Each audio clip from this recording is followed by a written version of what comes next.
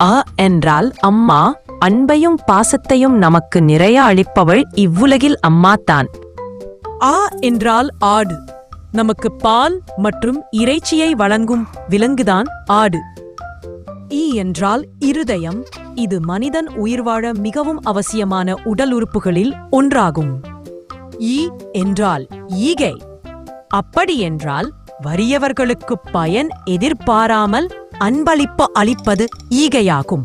இது வள்ளுவர் வலியுறுத்தும் அறங்களில் ஒன்று. ஊ என்றால் உண்டியல்.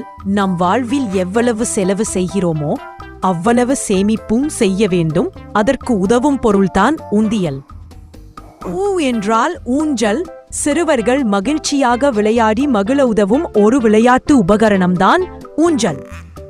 எ என்றால் எறும்பு. இவை ஒரு ஊர்வன வகை உயிரினங்களில் ஒன்று. இவை வெயில் காலங்களில் உணவுகளை சேகரித்து வைத்துக் கொண்டு மழைக்காலங்களில் உண்ணும் பழக்கம் கொண்டது. ஏ என்றால் ஏணி.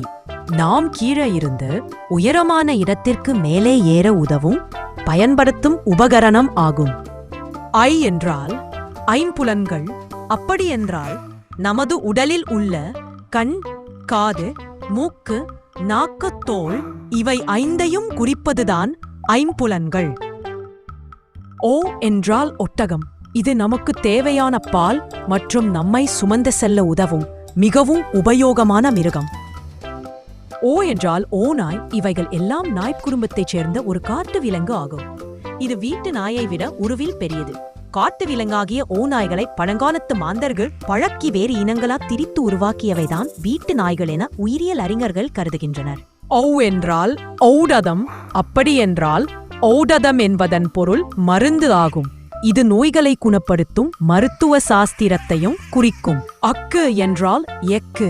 அதாவது இரும்பையும் கார்பனையும் மாங்கனீசு, நிக்கல் போன்ற பிற தனிமங்களையும் கலந்து உருவாக்கப்படும் ஒரு உலோகக் கலவையாகும். குழந்தைகளே, இந்த வீடியோ உங்களுக்கு பிடித்திருந்ததா? இந்த வீடியோ உங்களின் அறிவு வளர்ச்சிக்கு உதவி இருந்தால் நான் மிகவும் சந்தோஷப்படுவேன். நீங்கள் இதே மாதிரி வீடியோகளை காண நமது சுச்சு சிக்கு சேனலை சப்ஸ்கிரைப் பண்ணி வச்சுக்கோங்க. அடுத்த வீடியோவில் சந்திக்கலாம்.